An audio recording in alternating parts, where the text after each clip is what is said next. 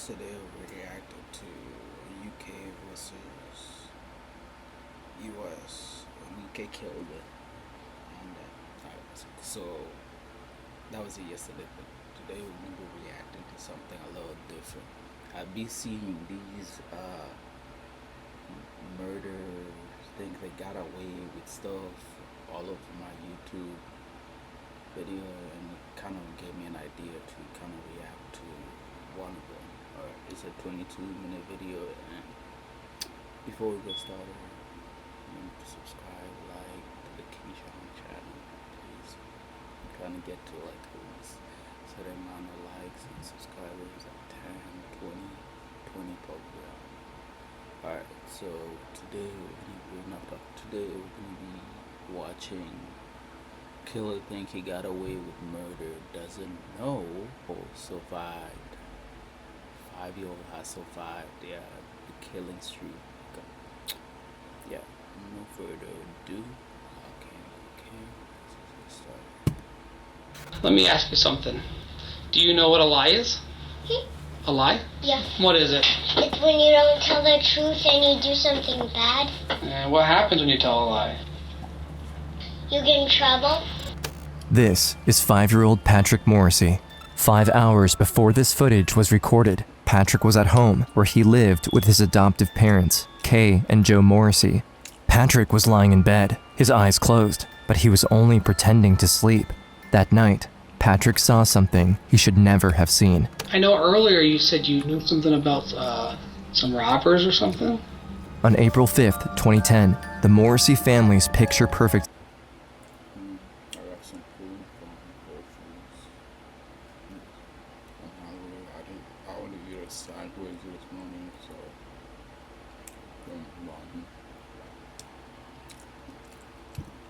life took a disturbing turn for the worst when 5-year-old Patrick woke up to the sound of his parents screaming. And he put these little twine things on my mom and my dad so they couldn't walk. Patrick witnessed the nightmare that will be known as the worst case of home invasion the state of Florida has ever seen. yeah, you must be a certain type of nigga to make a kid endure such pain. Look, it doesn't matter even if she was playing sleep, she was just pretending to be sleeping. She shouldn't be breaking into someone's house and killing most of their friends. No, the kid doesn't have a home. The other kid is gonna get sent to human services or some shit like that. But still, wow. It sounds like a smart kid. Shut up. I can help you. And at only 5 years old, he will become the only person who could save his mom and put an end to the killer's reign of terror. Wow, you're like a hero. My mom said. Plantation, Florida, April 5th, 2010. A horrible crime shatters the middle upper class neighborhood just outside of Fort Lauderdale. The address? 601 Northwest. Of course, you have to be full Lauderdale, of course. Crazy raw shit that goes down there. 75th Terrace. The Morrissey residence. It's 10 p.m. Joe Morrissey dozed off in front of the TV. His wife Kay is still awake, working in her craft room. Their 5-year-old son Patrick is sleeping in the master bedroom. Something is about to wake him up.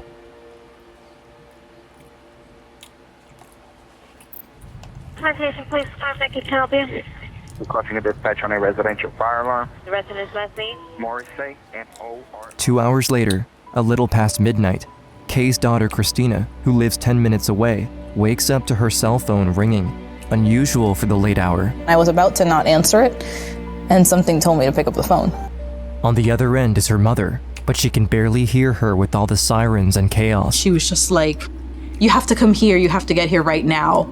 As she arrives, the road is blocked off. Christina jumps out of the car and runs down the street, pushing the officers out of the way just to get to her mother. I saw her standing in the middle of the road in her pajamas, completely covered in blood, and I just remember thinking how small she looked and how helpless she looked. Kay is in shock, confused. She cries out the words, "He's gone, he's gone." I hope the nigga that did all this bullshit looks like rots in jail, my nigga.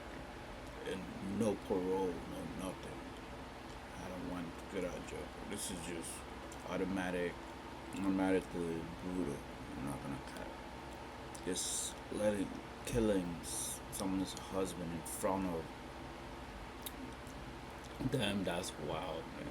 This dude, they better catch this nigga. The dude, that nigga better not even touch grass or smell grass. You can say. All he should be doing is just touching the other side of the prison. Sorry, but I just hate seeing shit like this, man.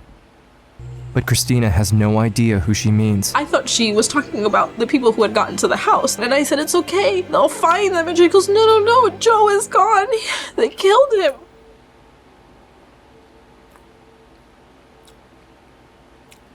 As she holds her mom in her arms, Christina can see the flames and smoke rising from the house. She learns that Patrick is staying with the neighbors, but she can't imagine what he went through.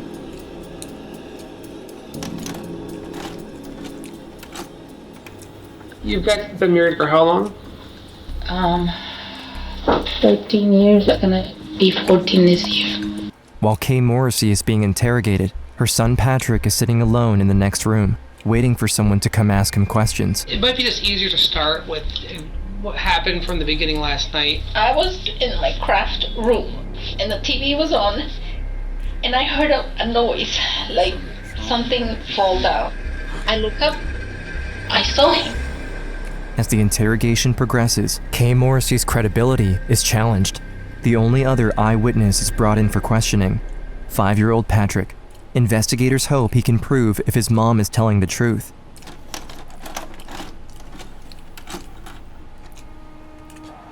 All right, Patrick.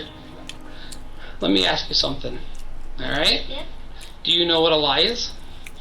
A lie? Yeah. What is it? It's when you don't tell the truth and you do something bad. What happened? Okay. Yep. That's exactly what it is, kid. You tell a lie. You get in trouble. I know earlier you said you knew something about some robbers or something. Yeah. What happened? Robert attacked our house and my dad died. Patrick doesn't fully understand that his father is dead, that the man who adopted him is not coming back. Do another somersault so I can take a picture. He was a very hands-on father. He was always doing something with Patrick. All the time. Did you see, were you awake when this happened or were you sleeping? Sleeping. Why do you have niggas in this society, man? Why do you have niggas that do this shit for no damn reason? I hate that shit, man. When the right man makes you freaking do that shit? Bro, whoever this killer is, hopefully they'll catch him. He's a good father. This is just sad, man. But I woke up myself. Oh yeah? And when you... And he put a gun on my mom and dad's head.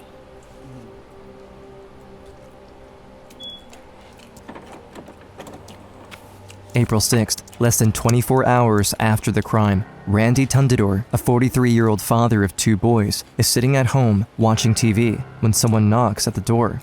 He opens to find Detective Kendall from the Plantation Police Department. The guy that is renting the townhouse is suing us because he said he slept on the stairs. The man Detective Kendall finds at the townhouse looks frail and ill. He wears an oxygen mask and walks with a limp. He has a history of being a professional tenant.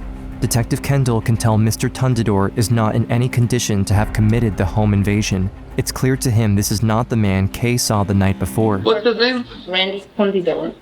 E-U-N-D as in David, I-D-O-R. Without any other lead on finding another suspect, Kendall has to rely on the only information Kay has given them. His interrogation at the Tundidor residence is recorded.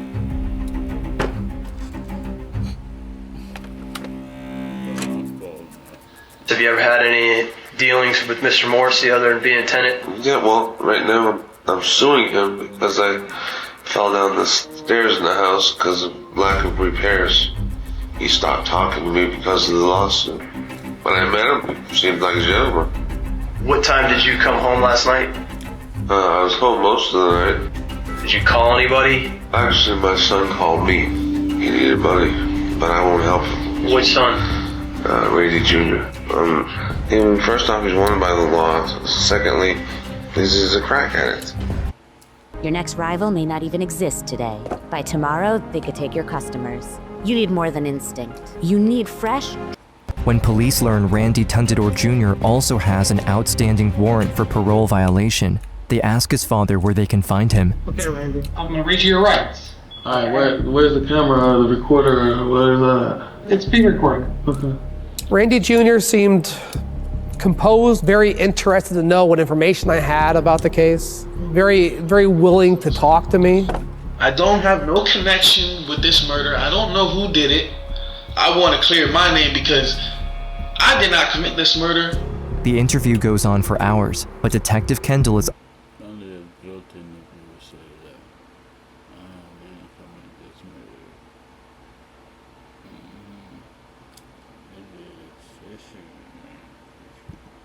able to tell if Randy is guilty or not. When Kendall tells him how they linked him to the crime, he doesn't seem surprised of what his father told them. I did call my dad. You know, he's been a good father. Like, he tries to direct me the right way and I go the wrong way, you know? He's really a good man. He's a very hard worker. He's a stand-up guy. And he would never do nothing like this. Honestly, I think you may be involved in it. Okay. That's why we gotta clear the air. And I understand. You know what I mean? Well, then we definitely gotta clear that. Yeah. The person of interest in the case of the professor killed is still in police custody tonight. Tundidor's father had little to say outside his shop. He's my son, I love him to death, and I'm going to support him to the end. The investigation is heading into a dead end. Police are unable to put Randy Tundidor Jr. at the crime scene. And what's worse is that according to Kay Morrissey, there was also a second person there that night. It was like a two-way radio, and he would talk back to it. And were there people talking to him on it? He didn't let them. He said, just listen to me, don't talk to me. Police have only one suspect and no motive. And the more time passes, the more the chances of finding out what happened decreases. Without any further evidence, Joe Morrissey's murder would remain unsolved. April 14th, the funeral is held on a Wednesday morning at the St. Gregory Great Catholic Church.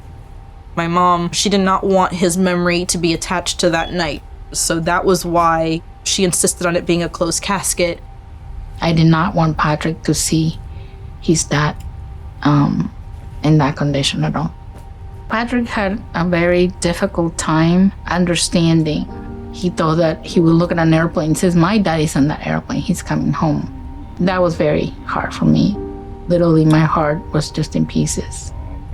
As the days pass, Patrick begins to notice that his dad isn't around anymore. Already at 5 years old, he begins to show signs of PTSD, but no one knows exactly what it is he saw.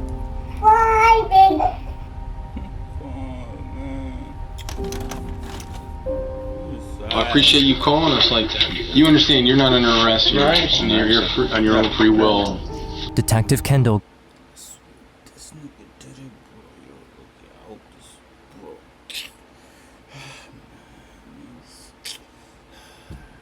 phone call no one could have predicted. Randy Tundidor Sr.'s second son, Sean, comes in with a shocking revelation. You called us, you said that you know your brother, you know he's a lot of things, but you know he's not capable of murder.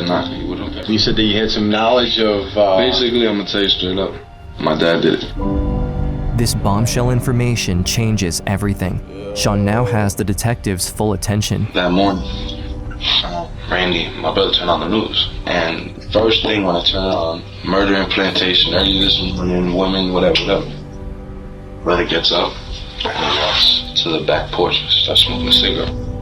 And I don't know, family, you get instincts. You're not stupid. You know your family. You know what I'm saying? So I walked out in the back and I said, bro, tell me you had nothing to do with that. And he said, go talk to Dad. So I walked upstairs, surprised. So you seen the news? He said, you need to shut up. He said, because I'll kill you if I have to. I knew. Right when I saw that headline on that news, I knew it was them. So I asked my dad. I said, well, what happened?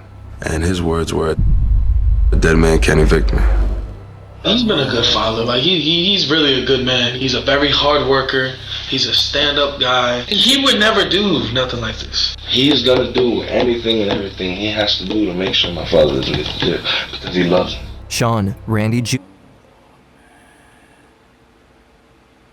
You got this other son agreeing that the dad did and the other one disagree. Damn. What the fuck happened that night? It's crazy. His younger brother comes forward against his father. What he doesn't know is that his older brother Randy is in the next room, about to confess the same crimes. How many you said been a lot? Your dad's they're crying. Why is my dad crying? Because of what you did. Come on, dude. I feel bad for your dad. Seriously, what happened? Dude, tell me. Just You'll feel so much better if you tell me. I didn't kill my buddy, man. Is Randy Jr. just taking the fall to protect his father? Would his father... I swear. God, this is shit that I hate about. I know it's all love and shit, like, and kind of taking the blame for someone's heat. But what happened in that room? The father getting killed like that. And if he was one of my brothers or something, I would confess, man. Like, I would tell cops that he did it, cause that's fucked up. That's fucked up. Killing is crazy, my nigga. Murder is crazy, my nigga. Why do this society do that shit, my nigga? Why do, bro? Bro, I swear, nigga, I hate niggas that take the fall for someone's freaking incident and murder and shit. I hate niggas that do that. Yeah, if you did it, just confess, my nigga. Just confess. Because he's not coming back, the person you killed. He's not coming back. And now the kid is gonna be left without a father. That shit is gonna cause a lot of PTSD and some shit, fucked up shit in the head, my nigga. The amount of shit that kid went through, my nigga. Bro, I swear, I hate niggas that kind of take the fall, my nigga. If someone did it, just tell them that just tell them that like he did it. You don't gotta lie or protect or show how brave you are, my nigga. Just say that he did it, cause he killed an innocent nigga, my nigga. Innocent person. The person wasn't able to watch the kid grow, go through high school, first girlfriend, first everything. Like the victim is gone. So I hate niggas that do that shit. You know your father did it, just confess.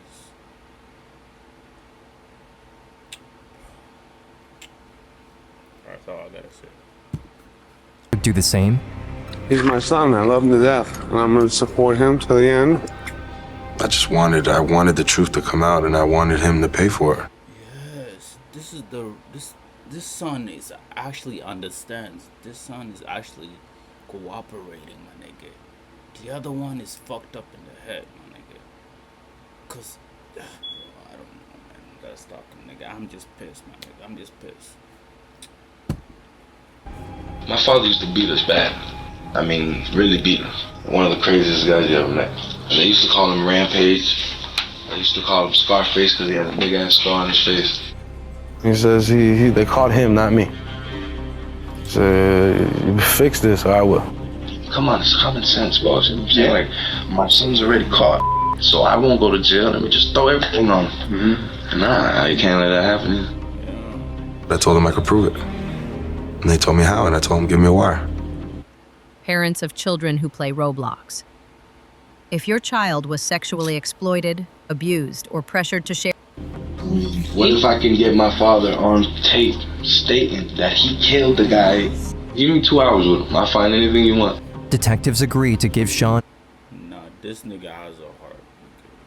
Low-key. Bro, sorry, I'm just pissed, my nigga. Bro, what kind of nigga would do such a thing, my nigga? Let alone is that freaking might be the father, my nigga. He's a father himself, and I hate shit like this. Recording device hidden inside a car key. That same night, Sean confronts his father at home. With one hand in his pocket, he activates the device and begins to question his dad. He knows the man has already murdered someone, and he remembers the threat he made him. He said, you need to shut up. He said, because I'll kill you if I have to. Look at the freaking nigga. Okay, let's go back to this nigga's face. No, Device he's and begins to question his dad. He knows the man has all. Look at this freaking nigga. Look at freaking fat as hell, my nigga. Horrible. Got freaking, bro, I'm just pissed, my nigga. I can't believe niggas like these are in Earth, my nigga. And they exist. Niggas that do this shit, bro. Freaking fat ass cheeks, man. Freaking, there's a devil eye right there, my nigga. He murdered someone, and he remembers the threat he made him. He said, you need to shut up. He said, because I'll kill you if I have to. I mean, I was scared, but I wanted my dad to pay for what he did to his family. For Yeah, two my nigga. This is the type of nigga that like actually has a heart, a decent human being, my nigga. stressful hours, Sean probes his father, pretending to be concerned for both his well-being as well as his brother's. The next morning, he returns the device to the police station, convinced he was able to get enough evidence to convict his father. But what he doesn't know is, did the device record it all? When police attempt to download the audio files, this is what they hear. There was a lot of background noise, whether it didn't record properly or there was some sort of obstruction in the recording. It makes them question if they missed a golden opportunity, or if Sean was telling the truth.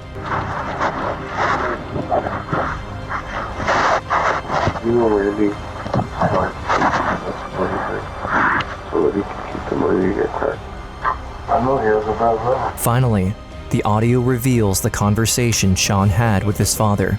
Police are about to discover the real mastermind behind the murder. On the night of April 5th, 2010, Randy Tundador Sr. went to his eldest son. Alright. Now they're kind of laying it out for us. Like, to why the event happened before.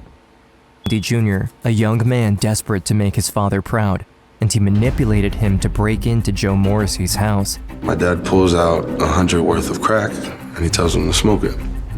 When it was done, he told my brother he has a customer's house they can go rob and get cash and buy all the crack he wants. You're not asking my brother that, you're asking a crackhead that.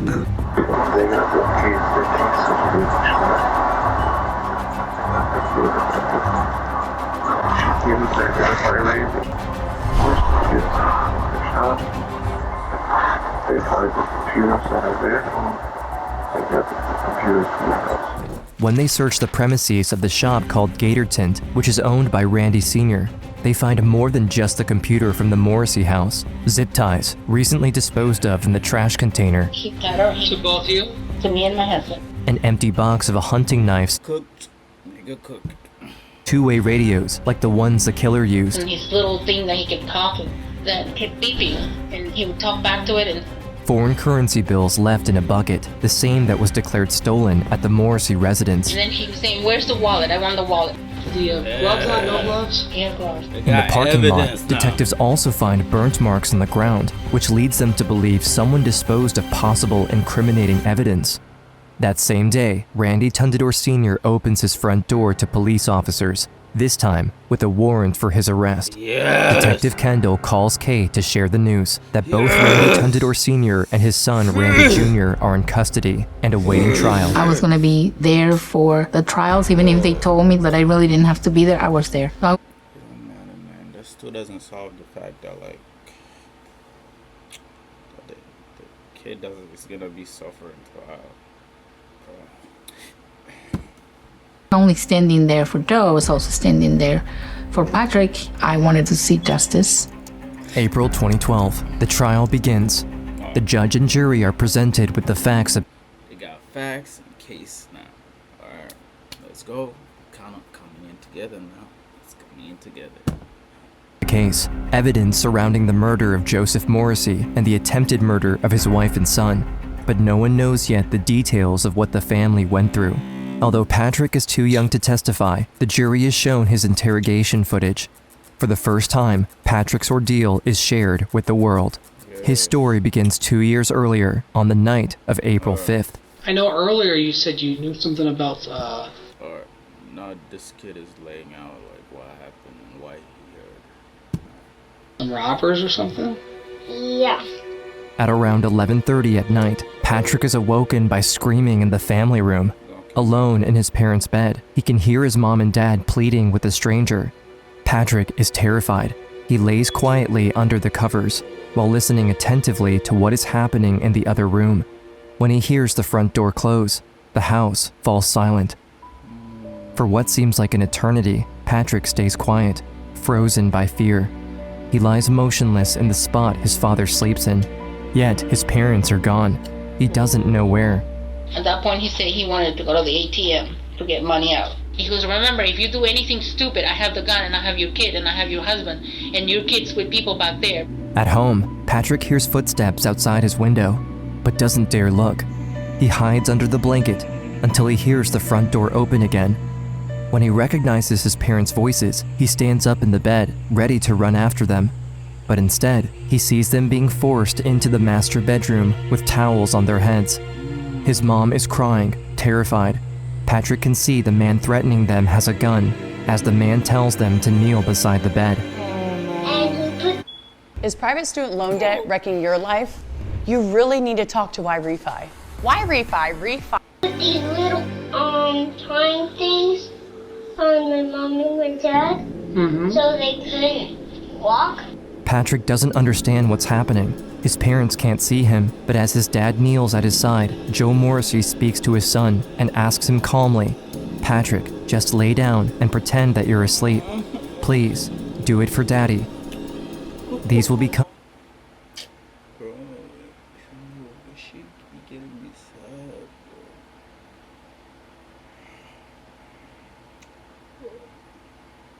To the end, the priority was his son. Bro, why do niggas in this freaking damn earth do this shit? Bro, why? Bro, when the right mind would make you do this shit? Joe Morrissey's last words to his son before his murder. Then the guy came and said to Joe that he had to go with him.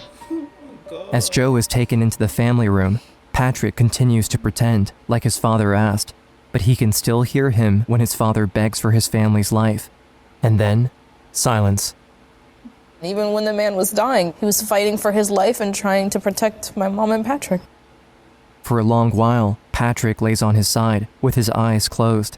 He can hear his mom next to him, crying, but he doesn't move.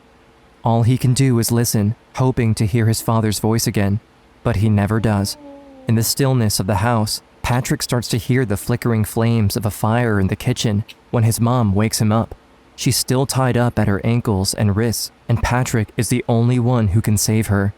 He runs to his mother's craft room through the rising smoke and grabs a pair of scissors to cut her bonds. I saved my mom and got the scissors to cut those. Wow, you're like a hero. My mom said. In the courtroom, Patrick's account of what happened to Joe Morrissey and his family has left everyone speechless. The night he lost his father, the loving man who adopted him, Patrick followed in his footsteps and saved his mom's life. He didn't know it back then, but he would have made his father proud. I was like so scared. He never answered me. I kept calling him and he didn't answer me. As Kay leaves the stand, it's now Randy Tundador Jr.'s turn to speak. To everyone's surprise, not only... Freaking nigga. Not showing any signs of kind of... Not showing any signs of kind of like... Bro, I don't know. Niggas just pissing me off, bro. He confessed to the crimes, but he also testifies against his own father. The fact that he would sit here and say that it was me and my brother who did this and planned this, I feel like that's wrong. You shouldn't do anything to hurt your kids. I think that father's job is to protect his kids, not to hurt his kids. Randy Tundador Sr. betrayed his own sons to save himself, while Joe Morrissey shielded his family before his death. The verdict is unanimous. Randy Jr. is sentenced to 40 years in prison for his role in Joe Morrissey's death. His father, Randy Sr., is found guilty of 10 felony charges, including arson, armed robbery, kidnapping, attempted murder, and first-degree murder. He is sentenced to death. I remember the bailiff putting the handcuffs after he was found guilty, and the click of those handcuffs is something that I still don't forget. Sean has lost everything, his brother and father, because he chose to do the right thing for Patrick and his mom. But in doing so, he also broke his father's cycle of abuse. I'm proud of Sean. I'm not sure if we would have had Randy Sr. convicted if we didn't have that recording. Sean Tundador is a very brave person in all of this hatred. He was trying to do a little bit of good. If you think I'm a snitch and I didn't do the right thing, then you're just as bad as the guy that committed that murder. Facts. As for Patrick and his mom, their lives are what pays tribute to Joe Morrissey. I definitely feel Patrick is my hero. He not only saved my life, but also helped me save his life. They continue to support each other and will not let a father's sacrifice be forgotten. So I wanted other people to see that they can survive. And I think my son also does the same thing. Patrick and his mom Kay are living proof that, even after tragedy, there's a life worth living.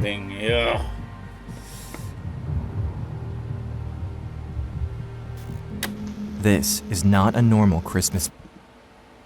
Don't pay attention to the decorations on the tree.